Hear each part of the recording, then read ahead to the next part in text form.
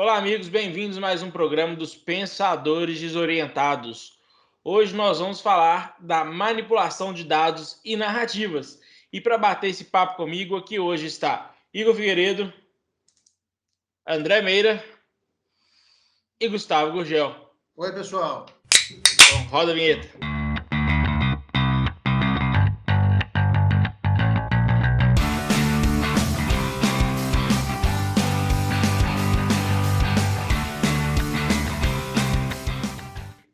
Então, galera, hoje nós vamos falar de manipulação de dados e narrativas. O que mais ou menos seria isso? Quem nunca pegou um dado e não soube analisar esse dado? Você pega um dado falando que esse álcool em gel é importado para 253 países, por exemplo. É importado de 253 países. Essa informação, ela te dá um movimento de você inventar qualquer coisa em cima se você não tiver o restante da informação. Então, quando você pega, a gente teve muita manipulação de dados nos casos da Covid. Tem tantos casos, tem tantas mortes, mas tantas mortes não são por Covid, são por isso. Então, existe um tema, esse tema é muito preocupante, é que pegaram um dado e não saber analisar um dado.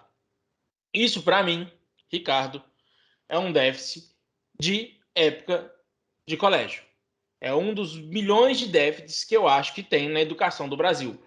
A educação do Brasil ela é muito boa em alguns motivos, mas ela não te ensina a analisar um dado.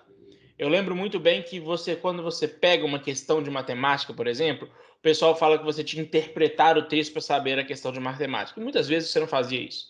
Você não era ensinado a isso. A questão de interpretação. E você pegar um dado solto de qualquer lugar, ele vai te levar para caminhos obscuros. Então você tem sempre que pegar um dado e analisar um dado para você não cair em hoje que a gente fala fake news ou notícias falsas, como o Gustavo gosta, não, Gustavo? Fake news nos países de língua inglesa, né? Aqui em terra brasileira, notícias falsas, né? Me ajuda aí. Senhores, Ricardo, isso que você acabou de dizer, esse déficit, né, de educacional, vamos dizer assim, ele está muito atrelado, acho que o André e o Igor vão concordar, com a deficiência do ensino voltado para um método mais reflexivo, né? É como se nós não tivéssemos sido educados para questionar, mas para receber a informação para uso imediatista, né? A educação instrumentalizada e não reflexiva. Eu acho que isso que você acabou de dizer tem muito a ver com uma discussão atual que gira em torno daquilo que todo mundo já sabe, que é a desinformação, né? É isso que tem produzido tamanha dificuldade de compreensão e de interpretação de dados, que é o que exatamente você está propondo aí na sua primeira fala, né? E a grande sacada é o seguinte: existem sujeitos aí dentro do mundo virtual que têm uma habilidade muito grande de manipular essas informações e usar elas em função da sensibilidade ou da predisposição dos seus grupos comuns, né, das suas bolhas, vamos dizer assim. A gente está vivendo aí uma época de governos populistas, agora numa fase populista de extrema direita, né? E isso tem prejudicado muito o sistema democrático, porque esses populistas transformam a informação em função dos interesses do seu grupo, né? Lapidam a informação para produzir uma desinformação para interesses de grupo, interesses políticos, interesses comerciais, enfim, né?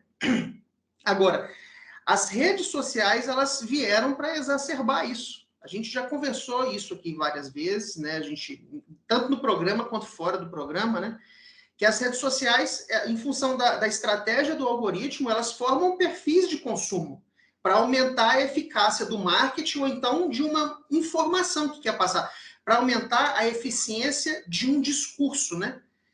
A forma com que a gente interage nas redes sociais ajuda a modular os nossos comportamentos para o algoritmo, que, por sua vez, atende a esses perfis de interesse, né? É o que acentua esses sentimentos e ações nas redes sociais. Eu não sei, vocês já devem ter tido essa experiência, quem nos assiste também. Você está lá no Instagram, por exemplo, rodando as telas dos rios, por exemplo. Se você parar para ver um vídeo, qualquer um que seja, em função do seu interesse, o algoritmo já vai entender que aqueles hashtags, aquele conteúdo, aquela música gerou um interesse para o seu perfil e vai começar a te bombardear de situações semelhantes. E isso vai forçar você a ficar cada vez mais tempo dentro da ferramenta. E isso vai cegando você para o contraditório. Porque se você já está predisposto, por exemplo, a ver uma informação vermelha, mais informações vermelhas vão ser bombardeadas em você. E o contraditório, e o azul, o verde, o preto, o amarelo? Eles não chegam porque você não consumiu, né? É o viés de confirmação, né? Eu vou ver aquilo que confirma a minha visão de mundo. Teve um pensador que eu li recentemente, um filósofo, se não me engano, que ele fala que as bolhas das redes sociais nada mais são do que uma banheira morna de viés de confirmação. Olha que loucura, interessante, né? Então, falando dessa época de, por exemplo, de populismos que eu estou falando e já passando a bola para frente, isso corrói o sistema por dentro. A gente tem políticos aqui no Brasil que estão corroendo o sistema democrático brasileiro por dentro. Até poucos anos atrás, isso era feito de forma externa, né? Os agentes que depreciavam o sistema democrático dos países ou a estabilidade institucional eram externos. Agora não. Em função dos líderes populistas, isso está acontecendo de dentro para fora. E isso tem comprometido o espaço de diálogo, e é nessa brincadeira que eu já quero passar a bola para você, André, que a gente já conversou várias vezes. É impressionante como que, em função desse ambiente de manipulação de dados, de produção de desinformação, como que o espaço do diálogo ele é comprometido, né? Quantas vezes nós já discutimos isso? Em função de você estar dentro de uma bolha e uma outra pessoa dentro da outra bolha, isso impede que essas pessoas articulem, conversem, que é o que o processo democrático impõe, né? Quando, na verdade, o que esse ambiente provoca é a vilanização do oponente, a agressão, a diminuição, a ridicularização do seu oponente, ou seja, aquilo que você pensa como viés de confirmação é que é a verdade absoluta. E não existe nada que possa questionar. É essa falta de reflexão que eu acho que o Ricardo está propondo, né? É isso aí, Gustavo. A gente, como você falou, a gente já conversou sobre isso. Talvez aí até um programa que nós já fizemos, que pode ser um pouco introdutório, porque vocês já falaram, por exemplo, de rede social, é aquele programa que a gente fez sobre o documentário da Netflix, né? Dilema das redes, que vocês comentamos também recentemente. Agora, olha como é que funciona a questão da fake news. O Ricardo falou que o álcool em gel ali pode ter sido importado por 253 países. Já pegamos a fake news aí do Ricardo, porque não existe nem 200 países. Peguei essa fake news, Ricardo. Essa foi fácil, hein? Essa... Tá vendo? O que um cara estudado sabe fazer? Ele consegue analisar. E a informação errada passa facilmente, se ela confirmar uma visão de mundo, concorda? Exatamente. A informação errada e saber que você tem que saber pegar o dado e analisar. O André pegou o dado que eu falei e analisou. Viu que estava errado. Ele fez uma crítica sobre a informação. Quando a gente vai estudar aí sobre inteligência empresarial, inteligência política, né? A gente vê que dado é simplesmente um ponto de uma cadeia da inteligência política, da inteligência empresarial. É o primeiro pontinho da cadeia, né? Onde você começa a pegar informações para desenvolver ideias, desenvolver conhecimento até chegar no nível da inteligência. Mas hoje, já puxando isso aí que você falou, Gustavo, essa falta de conversa, essa falta de diálogo e a falta do querer dialogar, na verdade, acho que a falta do querer mesmo torna tudo muito pior, porque justamente a pessoa não quer saber se é verdade ou não. Se aquilo para ela quer que aquilo seja verdade, ela quer acreditar naquilo, bastou para ser verdade, para querer que seja verdade. Então a pessoa não procura mais. Então, a gente está sofrendo aí nesse período político essa questão da manipulação de dados. E eu gostei de uma coisa, que usar a palavra manipulação de dados e não falar de outra forma, por exemplo, o problema da divulgação de dados. Por que da manipulação? A palavra manipulação ela tem dois sentidos básicos, né? Um que é mexer, movimentar, e o outro, que eu até tirei do dicionário aqui, dicionário, agora esqueci qual dicionário foi, mas está escrito dessa forma. Sentido pejorativo de manobra oculta ou suspeita que visa a falsificação da realidade. que é exatamente isso que a gente vê acontecendo na política moderna. Eu estou falando da política moderna porque é o que a gente está vivendo agora, né? Mas, na verdade, na política, historicamente, isso é normal, é comum. Mas por a gente estar num momento que as vozes de quem muitas vezes não teria voz há pouco tempo atrás, as vozes estão sendo elevadas, isso torna tudo muito mais complicado. A pessoa pode colocar uma notícia na internet, e se aquela notícia tiver uma atratividade, independente da falsificabilidade ou da veracidade dessa notícia, o cara pode bombar uma notícia e atrapalhar a eleição. A gente vê que os partidos estão usando, tem uns dados aqui da Agência Brasil, que a Ordem Global de Desinformação de 2019, eles identificaram iniciativas em mais de 70 países com manipulação de dados, de informações, e que nesses países tiveram manipulações diretas, que teve interferência direta nas eleições desses países. E destes 70 países, 26 desses países são regimes autoritários. E aqui no Brasil não somos um regime autoritário, somos uma democracia, mas estamos sofrendo com isso também, né? Não é isso, Igor? Demais da conta. Eu achei fantástico essa analogia que o Gustavo usou da banheira quente, porque isso nada mais é né, o Gustavo está replicando aí um livro, né, um estudioso que falou sobre isso. Uma citação de um estudioso, eu não me lembro o nome, mas é uma citação. Perfeito. E nada mais reflete que é um conforto, né, da pessoa estar naquele ambiente que para ela converge com os seus interesses de alguma forma, e aí não precisa mais ter nenhuma busca aprofundar o conhecimento, o estudo para ver a veracidade daquilo. Nada mais, essa analogia nada mais é que esse sentido. Isso é muito pertinente, inclusive a gente já falou aqui diversas vezes nos nossos programas a importância da gente não confiar em fontes cegamente.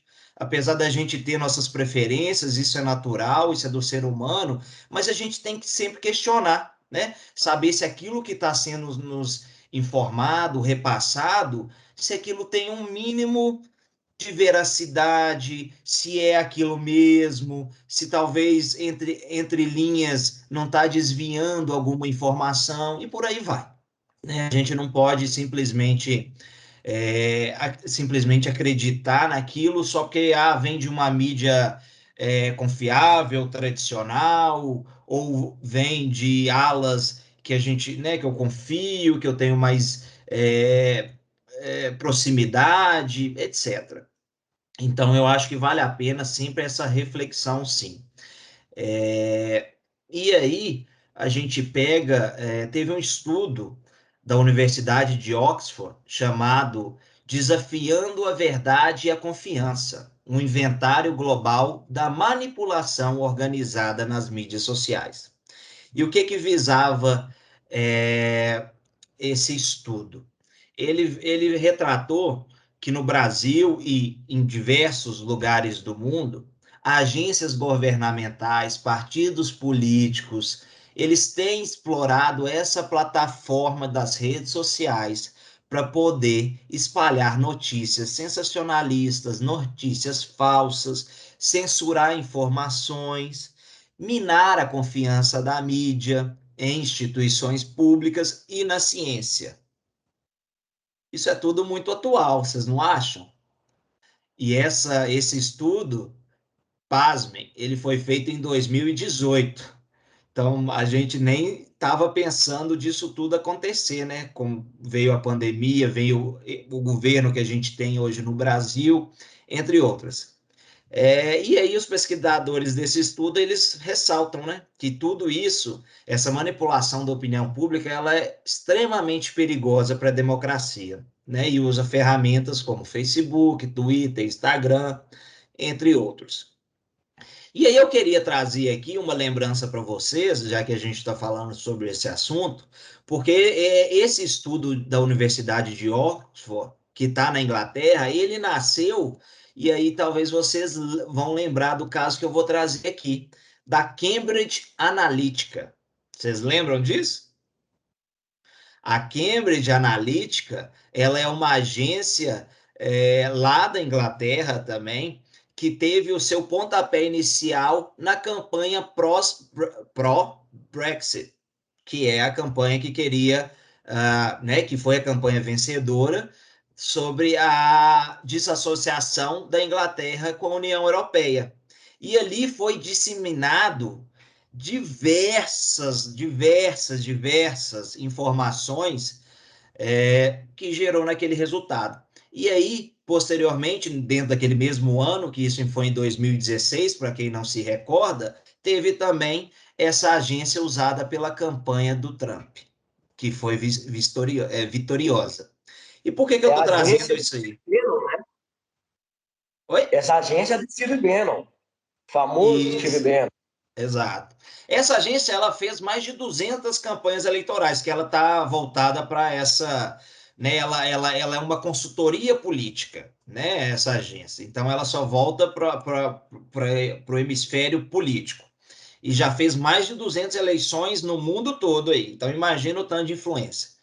Só para não prolongar muito, o que era feito, né? E aí isso corrobora com lá em 2017 foi pego também pelo Facebook, que na época, o Facebook de 2007 a 2014, vocês lembram aqueles testezinhos que as pessoas faziam sem saber o que isso ia dar, se a pessoa ia pegar uma informação ou não? Mas até em 2014, essa informação ela tinha uma política flexível pela Facebook, que poderia passar esses dados a desenvolvedores de aplicativos. E aí, o que foi feito, né, por parte dessas empresas? Eles pegavam esses dados, eles eram para alimentar um sistema capaz de trazer um perfil psicográfico da população, né, na onde que estava buscando, para usar em campanhas. E aí esse mecanismo, ele permitia entender todos esses traços comportamentais dos eleitores para poder oferecer propagandas políticas voltadas para aquele perfil, para ter êxito. E aí essa publicidade ela era distribuída de forma massiva para poder, e também paga, né? Os anúncios eram patrocinados no feed. Então, isso a gente é algo que a gente tem vivenciado desde esse ingresso massivo das redes sociais, que talvez dos anos, essa pesquisa e o estudo de Oxford vem falando que no Brasil esse tipo de conduta ele já é traçado desde 2010. Ou seja, acabou que em 2018, com a eleição do Jair Bolsonaro, as coisas, né, vamos dizer assim, explodiram. Mas isso já vem sido feito em campanhas anteriores. Então é interessante a gente ver que com o ingresso com essa rede social, a gente precisa aí, sei lá, tem que tomar mesmo um cuidado muito grande, porque essa manipulação, ela não é coisa, não é brincadeira, não. Não é fantasia, não. Isso acontece, infelizmente, a grande massa, e aí a gente vai brincar, né, fazendo aí os extremos do Brasil, os gados e os.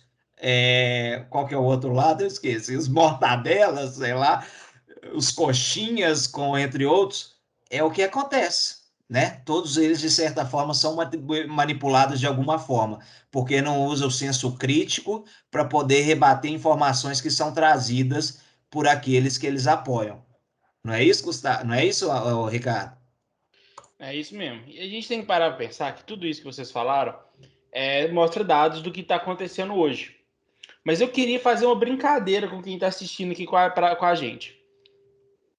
Eu vou deixar bem claro que por mais que eu tenha um lado específico, vamos dizer assim, eu vou usar até aquela frase da Gabriela Priori, menos emoção e mais razão agora. Eu quero pegar um dado que existe, eu vou falar duas coisas dele e a gente vai manipular e brincar com essa questão de narrativa, tá? Vamos pegar a eleição de 2018.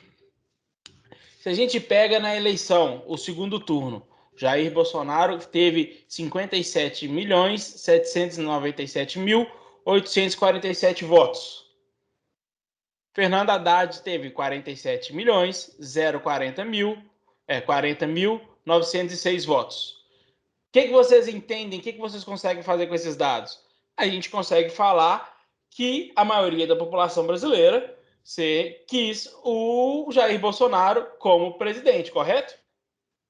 E se a gente acrescentar mais dados aí? Se a gente brincar de acrescentar os brancos e os nulos que são contados, que a gente teve 2.486.593 votos brancos, 8.608.105 votos nulos, que dá um total de, juntando com o do Fernando Haddad, que seria tirando o que ganhou, que seria o Bolsonaro, porque esse é contra os dois. Então, ele é o brancos e o nulos, ele se considera contra os dois.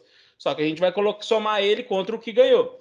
Daria 58.132.604 votos. A gente manipulou um dado para falar que a maioria dos brasileiros não queria o Jair Bolsonaro como presidente, no caso. Então, é isso que a gente tem que saber fazer. É você pegar um dado, você pegar o dado, você tem que saber analisar, porque você vai conseguir brincar com esses dados e fazer várias questões. E você pode ir além, você pode brincar e ir além ainda, pegar e somar, que seria... Opa, peraí que deu ruim aqui, mas eu já volto com vocês. Pegar e somar o que seria os brancos, os nulos e as abstenções, ou seja, nem somando os votos válidos, que seriam dos dois, que dá 42.463.402, ou seja, falar que quase maciçamente a população não queria nenhum dos dois, porque a diferença sai pouco para o primeiro e mínimo ainda para o segundo colocado. Então, a questão dos dados são essas. É como você pega e interpreta esse dado. Eu acabei de fazer uma brincadeira aqui com a eleição de 2018, que a gente pode ter dois lados aqui. A gente pode falar que a maioria da população brasileira queria Jair Bolsonaro, e a gente pode falar que a maioria da população brasileira não queria o Jair Bolsonaro. E a gente pode falar que a maioria da população brasileira não queria o Haddad, se a gente somar os votos do Bolsonaro, mais os brancos, mais o Lula e a abstenção. Lembrando que brancos, nulos e abstenção é contra os dois. Então a gente pode somar qualquer um para fazer qualquer jogo. Então a gente pode somar vários fatores em um gráfico. Nós podemos somar vários fatores e criar 3 narrativas ou 4 narrativas diferentes. A maioria do brasileiro queria Jair Bolsonaro, a maioria do brasileiro não queria Jair Bolsonaro, a maioria dos brasileiros não queria o PT e quase a maioria dos brasileiros não queriam nenhum dos dois. A gente brincou com os dados de uma eleição. Então é isso, você pegar os dados, você consegue fazer qualquer coisa com eles se você não souber analisar e não saber analisar. E você pode pegar um dado concreto, porque esses dados são reais, e levar para a sua vertente, que foi o que o Igor, o Gustavo e o André falaram. É a manipulação do seu lado. Porque vamos pegar, o pessoal do lado do Jair Bolsonaro vai pegar falando que o Brasil não queria o PT, e a maioria do PT vai pegar falando que o Brasil não queria Jair Bolsonaro. Olha como é que é feita as coisas, como é que é feita a manipulação. A manipulação ela é feita com estratégia, inteligência e só com dados. É só saber você olhar, entendeu? Eu não sei se você gostou da minha analogia aí, Gustavo, o que você achou? Ricardo, vou usar uma palavra aqui para sua analogia. Irretocável. Irretocável. É exatamente esse exemplo que você deu, que mostra o quanto que uma informação ela pode ser lida de várias maneiras diferentes em função da conveniência de quem quer transmitir a mensagem. É simples assim. Esse exemplo que você deu, você colocou de surpresa aqui para nós, e ele é absolutamente ilustrativo do que a gente está querendo chegar de síntese. Né? É incrível, irretocável. Para mim, foi fantástico. Ilustra bem o que a gente está querendo chegar. Eu vou tomar aqui 2 itens aqui, uma citação do André e uma do Igor, para poder a gente discutir um pouquinho. O André, na primeira fala dele, ele falou uma série de situações que se resumem na interdição do debate. Né? Em função do seu viés de confirmação, você interdita o debate com aquele que tem uma visão contraditória. Né? Então, você não fica sujeito ao questionamento da sua visão de mundo. E isso emburrece o debate. A palavra é essa, emburrece o debate, né? E, André, incrível como que isso, essa condição de interdição da discussão, como que ela facilita e muito a manipulação de um dado para a construção de um discurso enviesado. O Ricardo acabou de dar um exemplo, né? Vamos pegar o caso rapidamente. Jair Bolsonaro ganhou a eleição, certo? Com a maioria dos votos válidos. Mas a oposição vai pegar os votos nulos, as abstenções, os brancos, para poder mostrar para a população que a grande maioria, de fato, da massa, não queria ele. Quando, na verdade, as duas análises são bem fundamentadas. Mas aí você constrói com uma tonalidade que te interessa, né? E o conceito que você usou aí de falsificação da realidade, eu achei isso fantástico. Porque quando você pega o dado, que ele, em tese, ele já não é questionado pela sociedade e manipula ele, você vai fazer isso para falsear a realidade, muitas vezes. Isso acontece, a gente tem visto isso sistematicamente, né? E isso sempre é feito em benefício de alguém. Sempre existe um interesse grande por trás disso, né? Essa situação não ocorre por geração espontânea. E o Igor fez um comentário muito bacana, que é esse aprofundamento do questionamento, que inclusive é um dos fundamentos do nosso canal, que é pegar as informações e escrutiná-las, questioná-las, né? Inclusive isso vem da nossa formação, né? De ver o objeto através das suas várias possibilidades de observação, né? E eu achei muito interessante isso que o Igor falou da polarização, né? Que ele comentou da polarização. Aqui eu queria tomar a liberdade só de pegar uma citação de um articulista da Folha, fiz questão de tomar isso aqui para poder relembrar. Ele escreveu um artigo no final do ano passado para a Folha chamado Democracia do Escuro, né? O autor é João Brant, ele é doutor em ciência política pela USP. Eu vou pegar só um trecho do artigo dele que exatamente arremata isso que a gente está falando. Abre aspas. O isolamento, ele falando do núcleo das redes sociais, das bolhas, tá? O isolamento, ele é reforçado. Nesse tipo de espaço, torna-se custoso emocionalmente participar de debates com contraditório forte, que eu acabei de falar, né, André, que a gente comentou. A tendência gradual é os grupos se tornarem cada vez mais homogêneos. E o problema dos aplicativos de mensagem é que eles impedem que haja o escrutínio de ideias e isso dificulta a visibilidade de perspectivas contraditórias. Sem transparência, a confiabilidade das informações fica totalmente fragilizada. Eu acho que é esse arremate. Gustavo, isso aí, você começou falando da fala do Ricardo, que foi realmente muito boa. E te irritando aqui, o Ricardo fez uma manipulação de dados sem usar fake news. Estou te irritando só por causa do termo fake news, que é o termo da moda. Então, a gente está falando aqui de esse exemplo que o Ricardo colocou, por exemplo, é diferente do que é fake news. Ele usou dados reais, tudo que ele usou ali foram dados reais, e que, a depender da leitura ou da vontade de entendimento, os dados reais podem interpretar ideias diferentes, realidades distintas, né? O Ricardo falou que, através dos dados ali, você pode falar que a maioria quis Bolsonaro, a maioria não quis Bolsonaro, falando do Bolsonaro porque foi o eleito, né? Então, mesmo não sendo fake news, mesmo com fatos reais, fatos verdadeiros, a gente está sujeito a cair na mentira, pela interpretação. Gustavo, e essa outra questão que você coloca, da conversa, né, da falta de engajamento, tem uma coisa que eu acho que também acaba influenciando, que é o seguinte: a partir do momento que a gente passa a ter essa aversão de grupo, a gente tem, por um lado, um embate maior entre partes, só que a gente tem um terceiro ponto, que são pessoas que acabam saindo do debate.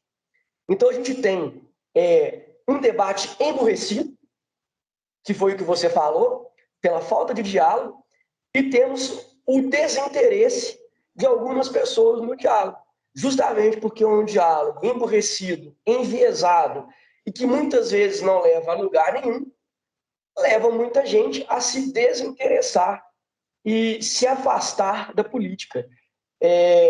Aí a gente pega, né? Você citou um filósofo aí, agora eu vou citar a Hannah Arendt, que falava do perigo desse tipo de situação. Estamos falando em democracia, mas é uma democracia que está sendo totalmente comprometida e que temos brigas e pessoas saindo da política. E este fato de a gente ter pessoas saindo da política, muitas vezes pessoas poderiam agregar, acabam saindo pelo emburrecimento, que foi a palavra que o Gustavo usou e que eu concordo.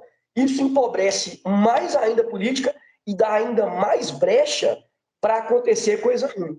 Porque o desinteresse, alguns vão ser manipulados de um lado, outros, por mais que nem manipulados sejam, ficando fora do debate, deixam a arena livre para a ação de quem está com grande influência, né? Então, a gente está vivendo aí uma situação perigosíssima em várias frentes. Eu só queria destacar aqui no final, porque o que me incomodou mais nessa pandemia, e aí tem a ver com essa questão, né, do manipulação de fatos, que não necessariamente é uma fake news.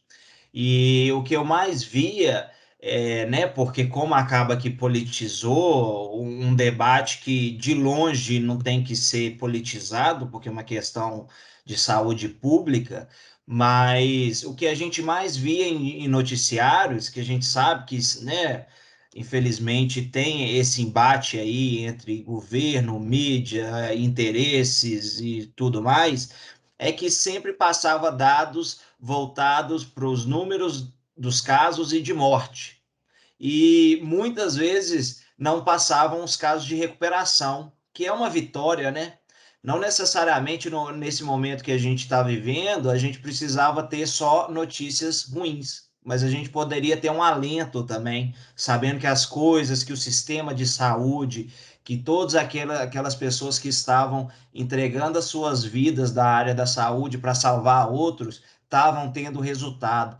E muitas vezes a gente não via esse retorno pela mídia. Por quê? Porque só estava numa briga ferrenha de querer desconstruir e aquilo acaba que prejudica toda uma população. Então, esse foi uma das questões que eu vi nesse momento de pandemia que me fez refletir a minha crítica sobre isso, do análise dos dados, como que é se criada uma narrativa e nela se permanece, e aí eu só queria destacar. Gente, então com isso nós chegamos ao final. Eu espero que vocês tenham gostado do programa. O programa pesado, mas a gente tentou trazer um pouco de descontração, até mesmo com essa brincadeira que eu fiz, para poder soltar um pouquinho. Lembrando que aqui a gente não assume lado, que aqui a gente não fala. A gente fala algumas vezes, mas a gente tenta ser o mais transparente e focado possível, falando de um todo e tentando analisar o assunto e não os lados dele, né? De vez em quando a gente consegue, infelizmente não consegue, mas acontece. Então, muito obrigado a todos que assistiram esse vídeo até agora. Lembrando que nós temos 2 patrocinadores, que é a Bandeirantes Imóveis. Então, segue lá, você que está procurando uma casa, um lugar para morar. E a Swift Câmbio Inteligente. Você que tem uma empresa ou conhece alguém que tem uma empresa, ou uma empresa que você trabalha com câmbio, indica ele que ele vai dar o pessoal da Swift vai trazer um ganho cambial muito legal para vocês. A Swift trabalha com inteligência comercial fazendo análise de dados. Então, Exatamente. Se você não sabe analisar os dados cambiais da melhor forma para a sua empresa, vai lá com o Cristiano, fala com a Swift que eles vão analisar os dados para transformar em conhecimento e inteligência para a sua empresa. Exatamente. Então é isso. Muito obrigado a todos. Nos vemos no próximo programa. Em breve, de volta ao estúdio. Nós tivemos alguns contratempos aí, mas se Deus quiser, voltaremos ao estúdio o mais rápido possível. Valeu, galera. Obrigado.